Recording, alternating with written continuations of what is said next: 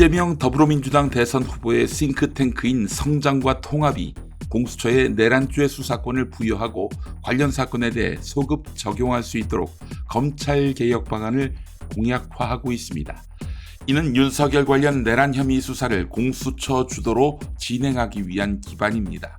이재명 후보가 집권할 경우 이런 안이 현실화돼 공수처 주도로 윤석열 정부 인사들을 겨냥한 내란 종식 수사가 이루어질 가능성이 제기됩니다.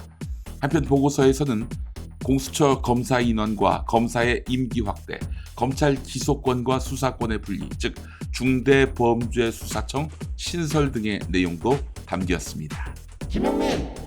경찰이 윤석열과 경호처의 체포방해 혐의 관련해 대통령실과 경호처에 대한 압수수색을 시도했지만 또다시 저지당했습니다.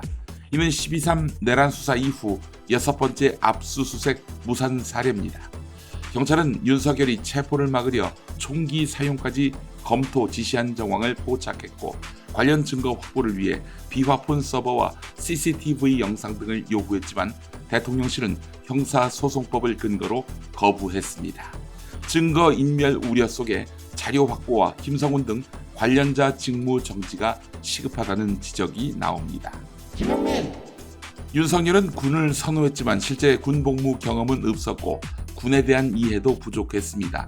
군 출신이자 고교 선배인 김용현 전 국방부 장관과의 인연으로 그를 경호처장에 기용하고 군 인사 추천권까지 맡겼습니다.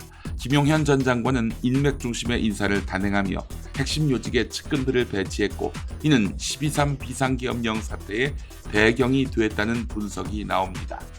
그런 윤석열은 결국 검찰과 군을 권력수단으로 삼다 몰락했다는 비판을 받고 있습니다. 윤석열에게 왜 군을 선호하는지 물어봤더니 이렇게 말했다고 합니다. 걔네들이 우리와 똑같잖아. 칼 휘두른다는 점에서. 지난달 한국의 대미 철강 수출액이 지난해 같은 때에 비해 16.6% 줄고 알루미늄 수출도 4.7% 감소했습니다. 이는 미국이 지난달 12일부터 철강 알루미늄 제품에 25% 관세를 부과한 영향으로 수출 감소가 3주도 안 돼 현실화됐습니다. 한국은행은 미국의 강도 높은 관세가 한국 경제 성장률 하락 요인이 될 수 있다고 진단했으며 1분기 마이너스 성장 가능성도 언급했습니다. 세계무역기구 WTO도 글로벌 교역 위축을 예측하며 한국 수출에 더 큰 충격이 예상됩니다.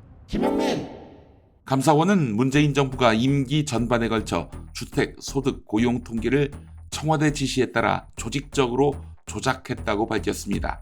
특히 2018년부터 2021년까지 102차례에 걸쳐 부동산 통계를 조작했으며 가계소득 통계도 왜곡된 방식으로 발표됐다는 것입니다. 통계 수치는 정책 실패를 숨기기 위한 수단으로 활용됐고 관련자 31명에 대한 징계가 요청됐습니다. 감사원은 청와대 정책실장 4명과 김현미 전 국토부 장관 등 청와대, 국토부, 통계청, 부동산원 관계자 22명을 검찰에 수사 요청했고 검찰이 이 가운데 하급자를 제외한 11명을 기소해 현재 재판이 진행되고 있습니다. 정부는 내년도 의대 신입생 정원을 올해와 같은 3,058명으로 확정했습니다.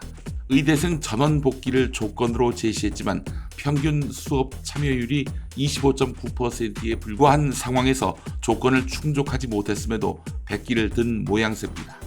이는 윤석열 정부의 의대 정원 2,000명 증원 정책이 사실상 폐기된 것으로 해석되고 환자 단체들은 정부가 의료계에 굴복했다며 강하게 반발하고 있습니다.